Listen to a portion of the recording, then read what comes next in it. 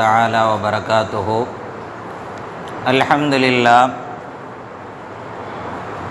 الحمد لله رب العالمين، والصلاة والسلام على سيدنا محمد وعلى آله وأصحابه أجمعين، أما بعد. فقد قال الله تعالى في القرآن العظيم والفرقان المجيد: أعوذ بالله من الشيطان الرجيم، بسم الله الرحمن الرحيم. مثل الذين ينفقون أموالهم في سبيل الله كمثل حبة أنبتت 7 سنابل في كل سنبلة 100 حبة والله يضاعف لمن يشاء والله واسع عليم. صدق الله العظيم. سبحانك لا علم لنا إلا ما علمتنا إنك أنت العليم الحكيم. رب اشرح لي صدري ويسر لي أمري واحلل عقدة من لساني يفقهوا قولي.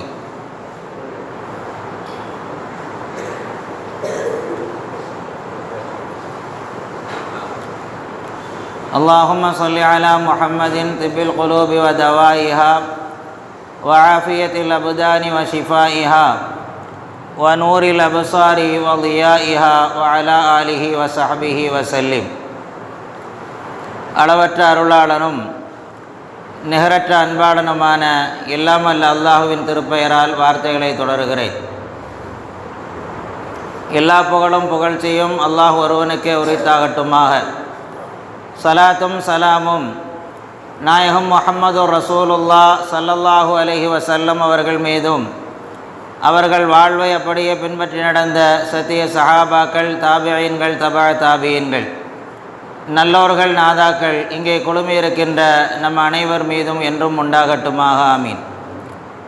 சங்கைக்குரிய அல்லாஹ்வின் நல்லடியார்களே, அல்லாஹு ஜல்ல ஷானஹு தஆலா மனித வாழ்க்கைக்கு தேவையாக செல்வங்களை கொடுத்திருக்கிறார். மனிதனிடத்தில் செல்வம் வருகிற போது அந்த செல்வம் சில மனிதர்களை உயரமான இடத்திற்கு கொண்டு செல்கிறது. சில மனிதர்களுக்கு செல்வம் கிடைக்கிற போது அவர்களை மிக மோசமான நிலைக்கும் அந்த செல்வம் அவர்களை தள்ளிவிடுகிறது. யாரை உயரமான இடத்திற்கு அந்த செல்வம் கொண்டு செல்லுகிறது, யாரை மோசமான நிலைக்கு கொண்டு செல்லுகிறது என்பதை பார்க்கிற போது அந்த செல்வத்தை யார் நல்ல முறையில் பயன்படுத்தி கொள்கிறார்களோ, அதை யார் சரியான வழியிலே செலவழித்து கொள்கிறார்களோ அவர்களை அந்த செல்வம் உயரமான இடத்திற்கு கொண்டு செல்லுகிறது. அதே நேரத்தில் அந்த செல்வத்தை யார் தவறான வழியிலே பயன்படுத்தி கொள்கிறார்களோ, அதை முறையற்ற வழியிலே யார் செலவழித்து கொள்கிறார்களோ அவர்களை அந்த செல்வம் நாசத்திலே கொண்டு போய் சேர்க்கிறது. செல்வத்தை குறித்து அல்லாஹ் ஜல்ல ஷானஹு தஆலா அதை செலவழிப்பவர்களுக்கு அழகான உதாரணத்தை சொல்லித் தருகிறார். மஸலுல்லதீன யுன்ஃபிகூன அம்வாலஹும் ஃபீ ஸபீலில்லாஹி கமஸலி ஹப்பத்தின் அம்பத்தத் 7 சனாபில் ஃபீ குல்லி சும்பலத்தின் 100 ஹப்பா. அல்லாஹ்வினுடைய வழியில் தங்களுடைய செல்வத்தை செலவழிப்பவர்களுக்கு உதாரணத்தை சொல்லுகிறான். கமஸலி ஹப்பத்தின் அம்பத்தத் 7 சனாபில், ஒரு தாவரத்தோடு அல்லாஹ் ஜல்ல ஷானஹு தஆலா ஒரு நெற்கதிரோடு ஒப்பிட்டு சொல்லுகிறார். ஒரு கதிரை அல்லாஹ் ஜல்ல ஷானஹு தஆலா உற்பத்தி செய்கிறான். அந்த கதிரில் விளையக்கூடியது 7 கதிர்களை அல்லாஹ் ஜல்ல ஷானஹு தஆலா விளையச் செய்து ஒவ்வொரு கதிரிலேயும் அல்லாஹ் ஜல்ல ஷானஹு தஆலா 100 மணிகளை, 7 கதிர்கள் 100 மணிகளை விளையச் செய்கிறார். இப்படி விளையச் செய்யக்கூடிய அல்லாஹ் ஜல்ல ஷானஹு தஆலா இது எப்படி 1க்கு 10ஆக 10க்கு 100ஆக உங்களுக்கு பலனை தருகிறதோ அதே போன்றுதான் செல்வத்தை யார் சரியான வழியிலே செலவழித்துக் கொள்கிறார்களோ அவர்களுக்கு இவ்வளவு பலன்களை அது தருகிறது என்பதை முடிக்கிற போது வல்லாஹு யுதாயிஃபு லிமன் யஷா வல்லாஹு வாசிஉன் அலீம். தான் நாடிய மனிதருக்கு அல்லாஹ் ஜல்ல ஷானஹு தஆலா அதை பன்மடங்காக பெருக்கி தருகிறான் என்று அல்லாஹ் ஜல்ல ஷானஹு தஆலா தன்னுடைய அருள்மறையின் வாயிலாக சொல்லி தருகிறார். மனிதன் செல்வத்தை ஈட்டக்கூடிய வழி இருக்கிறது அல்லவா, அந்த செல்வத்தை ஈட்டக்கூடிய நேரத்தில் சில சமயத்தில் அதே செல்வம் அவனுக்கு இன்னொரு இடத்திலே செல்வத்தை குறித்து சொல்லுகிறார்.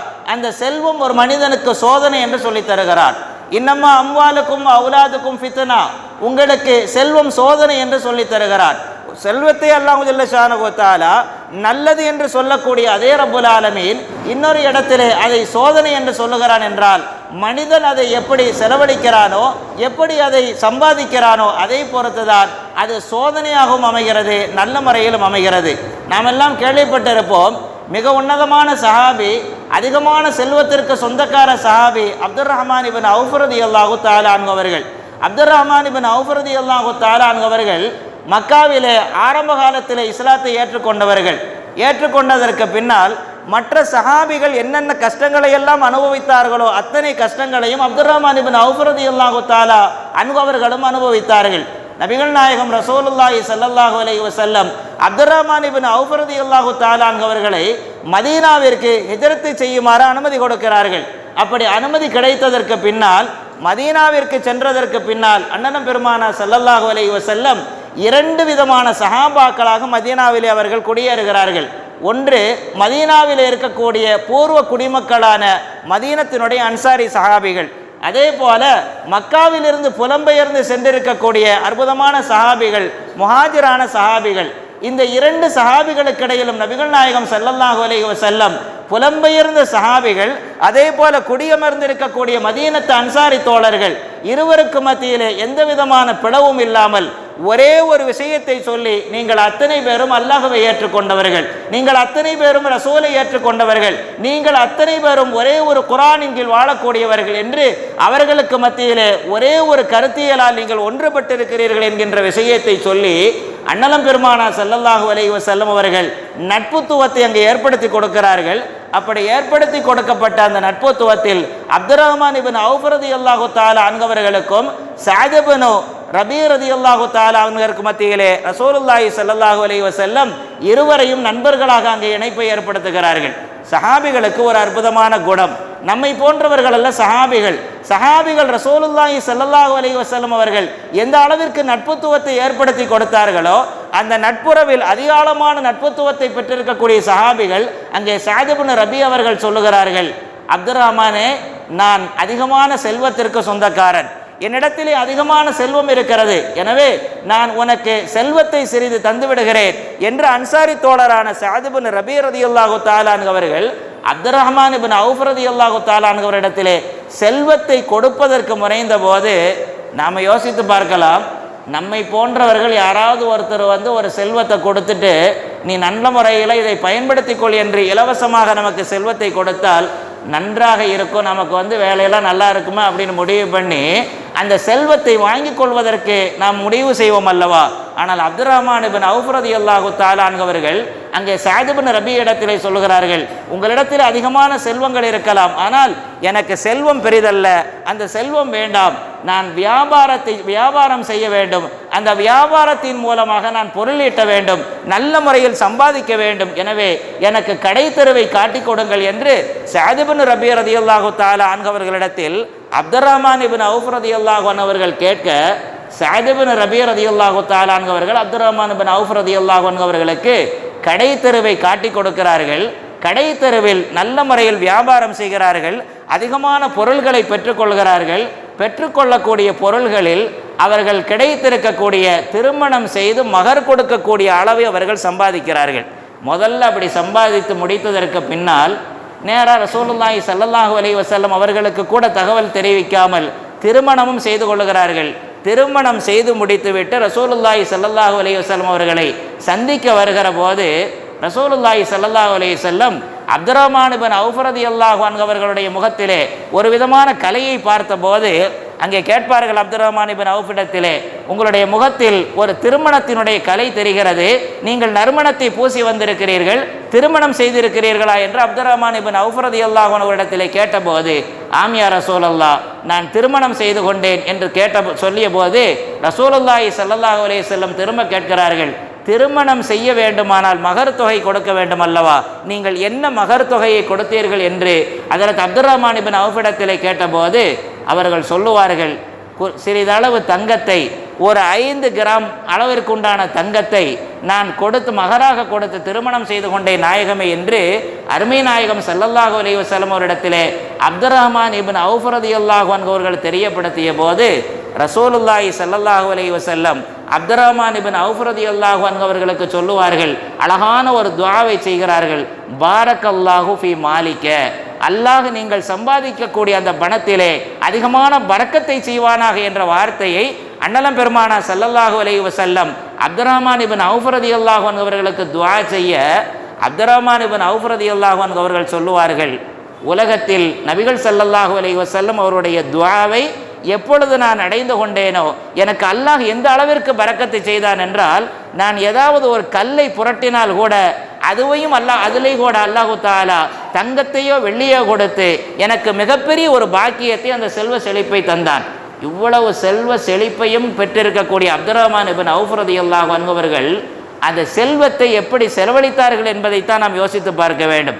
ரசூலுல்லாஹி ஸல்லல்லாஹு அலைஹி வஸல்லம் ஏதாவது ஒரு கஷ்டமான போருக்கு செய்யக்கூடிய நேரத்தில் வெளிப்புறமாக வருவார்கள். ஸல்லல்லாஹு அலைஹி வஸல்லம் வந்துவிட்டு சொல்லுவார்கள், நீங்கள் இப்பொழுது ஒரு போருக்கு நாம் செல்வதற்கு தயாராக இருக்கிறோம், எனவே நீங்கள் தர்மம் செய்யுங்கள் என்ற வார்த்தையை சொல்லக்கூடிய நேரத்தில் தஸத்தகு ஃபஇன்னி உரீது அன் அபஅஸ பஅஸா, ஒரு குழுவை நான் இப்பொழுது போருக்காக அனுப்ப இருக்கிறேன், அவர்களுக்கு தேவையான செல்வம் தேவைப்படுகிறது, யாராவது நீங்கள் தர்மம் செய்யுங்கள் என்ற வார்த்தையை அப்படி சொல்லுகிற போது அப்துர்ரஹ்மான் இப்னு அவ்ஃப் ரலியல்லாஹு தஆலா அன்ஹு அவர்கள் வேகமாக வந்து தன்னிடத்தில் இருக்கக்கூடிய பொருளை பெருமானா ஸல்லல்லாஹு அலைஹி வஸல்லம் இடத்திலே சமர்ப்பிப்பார்கள்.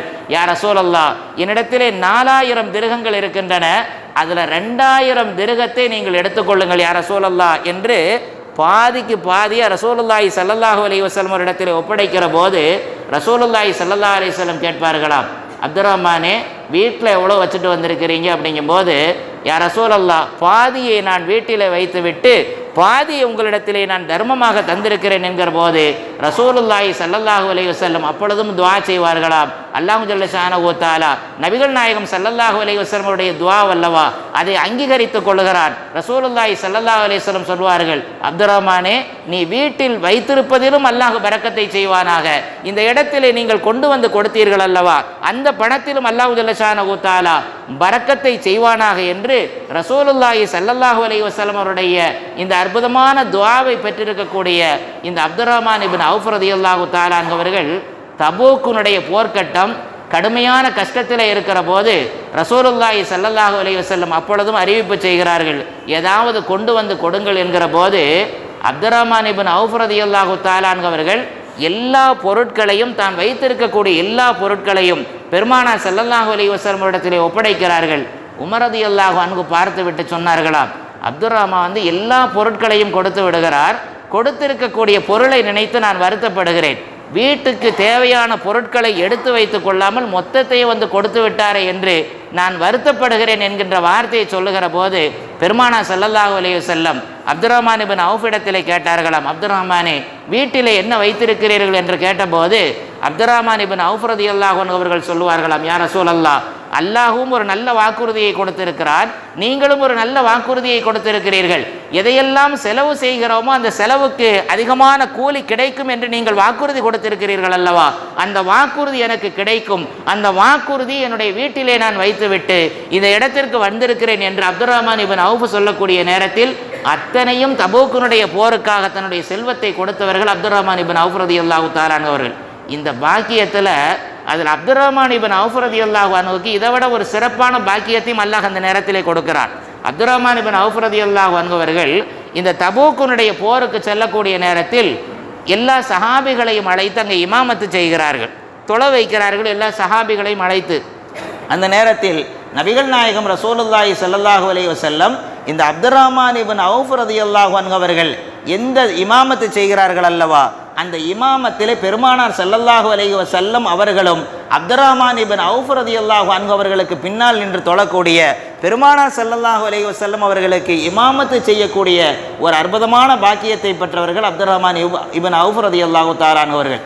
அதையும் தாண்டி அதிகமான முறையில் செல்வத்தை செலவழித்தது மட்டுமல்லாமல் பெருமானார் ஸல்லல்லாஹு அலைஹி வஸல்லம் அவருடைய காலத்திற்கு பின்னால் அவர்களுடைய குடும்பத்தினுடைய அத்தனை செலவுகளையும், மும்மஹாத்துல் முஃமினீனுடைய செலவுகள் அத்தனையையும் அங்கே அப்துர்ரஹ்மான் இப்னு அவ்ஃப் ரலியல்லாஹு தஆலா அவர்கள் பொறுப்பேற்றுக் கொள்கிறார்கள். ஒரு முறை மதீனாவினுடைய வீதியில் 700 ஒட்டகங்கள் நிறைய சரக்குகள் வந்து கொண்டிருக்கிறது. ஊர் முழுக்க கூட்டமாக இருக்கிறது. ஆயிஷா ரலியல்லாஹு அன்ஹா அவர்கள் கேட்பார்கள், என்ன ஊரெல்லாம் கூட்டமாக இருக்கிறது, மதீனத்தினுடைய நகரத்திலே இவ்வளவு கூட்டங்கள் இருக்கிறது என்ற போது ஆயிஷா ரலியல்லாஹு அன்ஹா அவரிடத்திலே சொல்லப்பட்டதாம், அப்துர் ரஹ்மான் இப்னு அவுஃப் ரலியல்லாஹு தஆலா அவர்கள் இந்த மக்களுக்கு தேவையான எல்லா விதமான சரக்குகளையும் அங்கே கொண்டு வருகிறார்கள் என்ற செய்தியை சொன்னபோது ஆயிஷா ரலியல்லாஹு அவர்களுக்கு துஆ செய்தார்கள் அல்லவா, அற்புதமான துஆ. அந்த துஆவினுடைய பரக்கத்தால் ஏராளமான செல்வத்திற்கு சொந்தக்காரராக மாறி போனார்கள். எந்த அளவிற்கு செல்வம் அவர்களுக்கு இருந்ததென்றால், அவர்கள் வஃபாத் ஆகக்கூடிய நேரத்தில் இன்றைய காலகட்டத்தை பொறுத்தவரை 1500 வருஷத்துக்கு முன்னாடி அப்துர் ரஹ்மான் இப்னு அவுஃப் ரலியல்லாஹு அன்ஹு அவர்களுக்கு அல்லாஹ் அவ்வளவு செல்வத்தை கொடுத்திருந்தான். அவர்கள் விட்டு சென்ற சொத்துக்கள் மாத்திரம் 1000 ஒட்டகைகளை இந்த அவர்கள் வாரிசுகளுக்காக விட்டு சென்றிருக்கிறார்கள். 40,000 தங்க காசுகள், 40,000 வெள்ளி காசுகள். அது மட்டுமல்ல, அல்லாஹ் ஜல்ல ஷானஹு தஆலா பரக்கத்தான வாழ்க்கையை கொடுத்திருந்தார். 4 மனைவிகளை திருமணம் முடித்து கணவனுடைய சொத்தில் 8ல் 1 பங்கு கிடைக்கும் அல்லவா, அந்த 8ல் 1 பங்கு 4 மனைவிக்கும் சொத்தை கொடுத்தாக வேண்டும். அப்படி கிடைக்கிற போது 4 மனைவிகளுக்கும் ஒவ்வொருவருக்கும் சேர்ந்து தனித்தனியாக 80,000 காசுகள் கிடைத்திருக்கிறது என்றால், பெருமானார் ஸல்லல்லாஹு அலைஹி வஸல்லம் அவர்கள் சொன்னார்கள் அல்லவா, மிகப்பெரிய ஒரு பாக்கியமாக அல்லாஹ் ஜல்ல ஷானஹு தஆலா உங்களுடைய செல்வத்திலே பரக்கத்தை செய்வானாக என்ற துஆவினுடைய வெளிப்பாடு. அவ்வளவு பெரிய பாக்கியத்தை பெற்றார்கள். கடைசியாக அவர்கள் வஃபாத் ஆகக்கூடிய நேரத்தில் அவர்களுக்கு தொலை வைக்கக்கூடிய பாக்கியம் உஸ்மான் ரலியல்லாஹு தஆலா அவர்கள் தொலை வைக்கிறார்கள். அல்லாஹ் ஜல்ல ஷானஹு தஆலா செல்வத்தை சோதனையாக சில மனிதர்களுக்கு கொடுக்கிறார், சில மக்களுக்கு பாக்கியமாக கொடுக்கிறார். அப்துர் ரஹ்மான் இப்னு அவுஃப் ரலியல்லாஹு தஆலா அவர்களுக்கு அல்லாஹ் ஜல்ல ஷானஹு தஆலா செல்வத்தை கொடுத்தான் என்றால் அது பாக்கியமான செல்வமாக அப்துர் ரஹ்மான் இப்னு அவுஃப் ரலியல்லாஹு தஆலா அவர்களுக்கு கொடுத்திருந்தார். அது மட்டுமல்ல, சில நல்ல மனிதர்கள் அதை நல்ல வழியிலே செலவழிப்பார்கள். அலி ரலியல்லாஹு தஆலா ஒரு இடத்துல ஒருவர் யாசகம் கேட்டு வருகிறார். அப்படி கேட்டு வரக்கூடிய நேரத்தில் ஃபாத்திமா ரலியல்லாஹு அன்ஹா அவரிடத்தில் ஒரு 6 திர்ஹம் கொடுத்து வைத்திருக்கிறார்கள் அலி ரலியல்லாஹு தஆலா அவர்கள். அப்போ அலி ரலியல்லாஹு தஆலா அவர்கள் யாசகரை திரும்ப அனுப்ப வேண்டாம் என்று முடிவெடுத்து விட்டு தன்னுடைய மகனாரிடத்தில் வீட்டில் போய் உம்மாட்ட போய் ஒரு 6 திர்ஹம் நான் கொடுத்து வைத்திருக்கிறேன், கொடுத்து வைத்த திர்ஹத்தில் ஒரே ஒரு திர்ஹத்தை மாத்திரம் உம்மாவிடத்தில் வாங்கி வா என்று அனுப்பி வைத்த போது ஃபாத்திமா ரலியல்லாஹு அன்ஹா அவர்கள் சொல்லுவார்கள், நம்முடைய வீட்டுக்கு தேவையான மாவு வாங்குவதற்காக நான் இந்த பொருளை வைத்திருக்கிறேன் என்று அவர்கள் வைத்து கொண்டு திர்ஹத்தை கொடுக்காமல் அனுப்பி வைக்கிறார்கள். மகன் வந்து அலி ரலியல்லாஹு அன்ஹு இடத்திலே சொல்லுகிறார்கள். அப்பொழுது அலி ரலியல்லாஹு அன்ஹு அவர்கள் நினைத்து பார்க்கிறார்கள், ஒரே ஒரு திர்ஹத்தை கேட்டு நம்முடைய குடும்பத்தினுடைய செலவுக்கு இருக்கிறது என்று ஃபாத்திமா ரலியல்லாஹு அன்ஹா அவர்கள் சொல்லுகிறார்கள். மொத்த 6 திர்ஹத்தையும் போய் நீ வாங்கிட்டு வா. ஏன் அப்படின்னா, அல்லாஹ் ஜல்ல ஷானஹு தஆலா அவனை நம்பித்தான் நம்முடைய குடும்பம் இருக்க வேண்டுமே ஒழிய இந்த காசை நம்பி நம்முடைய வாழ்க்கை இருக்கக்கூடாது என்று முடிவெடுத்த அலி ரலியல்லாஹு தஆலா அவர்கள் 6 திர்ஹத்தையும் போய் ஃபாத்திமா ரலியல்லாஹு அன்ஹா இடத்திலே வாங்கி வர சொல்லுகிறார்கள். 6 திர்ஹத்தையும் வாங்கி வந்து அந்த யாசகர் கேட்டு முதலிலே ஒரே ஒரு திர்ஹம் கொடுக்க வேண்டும் என்று முடிவெடுத்த அலி ரலியல்லாஹு தஆலா அவர்கள் 6 திர்ஹத்தையும் தூக்கி அவங்கள்ட்ட யாசகரிடத்திலே கொடுக்கிறார்கள்.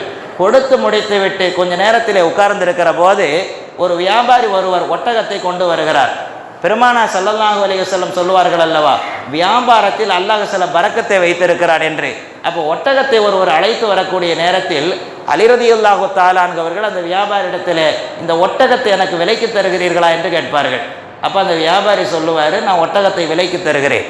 அப்போ விலை எவ்வளவு என்று பேசக்கூடிய நேரத்தில் 140 திர்ஹங்கள் நீங்கள் தாருங்கள், நான் அதை விலைக்கு தருகிறேன் என்ற போது 140 திர்ஹங்கள் பேசப்பட்டு அலி ரலியல்லாஹு அன்ஹு இடத்தில் ஒப்படைக்கப்பட்ட போது 140 திர்ஹம் கொடுக்கக்கூடிய அளவிற்கு அலி ரலியல்லாஹு அன்ஹு இடத்திலே பணம் இல்லை. அப்பொழுது அவர்கள் சொல்லுவார்கள், நான் 140 கொஞ்ச நாள் கழித்து தருகிறேன், இதற்கென்று நீங்கள் தவணை கொடுங்கள் என்ற போது அவரும் ஒத்துக்கொள்கிறார், தவணை தானே, பிறகு நீங்கள் 140 திர்ஹத்தை தந்துவிடுங்கள் என்று ஏற்றுக்கொண்ட போது 140 வாங்கிட்டு ஒட்டகத்தை வாங்கி கொள்கிறார்கள். 140 திர்ஹங்களை கொடுக்கவில்லை. கொஞ்ச நேரம் கழித்து இன்னொருவர் வருகிறார். வந்தபோது அலி ரலியல்லாஹு அன்ஹு இடத்தில் கேட்பார், ஒட்டகத்தை வச்சிருக்கிறீங்களா, ஒட்டகத்தை நீங்கள் விற்பதற்கு தயாராக இருக்கிறீர்களா என்ற போது அலி ரலியல்லாஹு அன்ஹு அவர்கள் சொல்லுவார்கள், ஆமாம் நான் ஒட்டகத்தை விற்பதாக இருக்கிறேன். அப்போ அவர் கேட்பார், ஒட்டகத்தை எவ்வளவுக்கு நீங்கள் விற்கலாம் என்று முடிவெடுக்கிறீர்கள்? அப்போ அலி ரலியல்லாஹு அன்ஹு அவர்கள் சொல்லுவார்கள், நான் 200 திர்ஹத்துக்கு நான் விற்கலாம் என்று முடிவெடுத்திருக்கிறேன். வாங்கினது 140 திருகங்கள். விற்பதற்கு அலி ரலியல்லாஹு அன்ஹு அவர்கள் சொல்லுகிறார்கள், நான் 200 திருகத்திற்கு நான் விற்பதற்கு தயாராக இருக்கிறேன் என்ற போது அந்த மனிதர் 200 திருகத்தை கொடுத்து அலி ரலியல்லாஹு அன்ஹு இடத்திலிருந்து ஒட்டகத்தை வாங்கி செல்கிறார். இப்போ அலி ரலியல்லாஹு அன்ஹு அவர்கள் முன்னால் எந்த காசும் இல்லாமல் 6 திருகத்தை யாசகருக்கு கொடுத்து விட்டு கடனாக 140 திருகங்களை கொடுத்து அவர்கள் ஒட்டகத்தை வாங்கிவிட்டு 200 திருகங்களை கொடுத்து ஒட்டகத்தை விற்று முடித்ததற்கு பின்னால் அந்த 140 திருகத்தை தான் யாரிடத்திலே ஒட்டகத்தை வாங்கினார்களோ அவர்களிடத்திலே கொடுத்து விட்டு ஃபாத்திமா ரலியல்லாஹு அன்ஹா அவரிடத்திலே மிச்ச 60 திருகங்களை கொண்டு போய் ஒப்படைக்கிறார்கள்.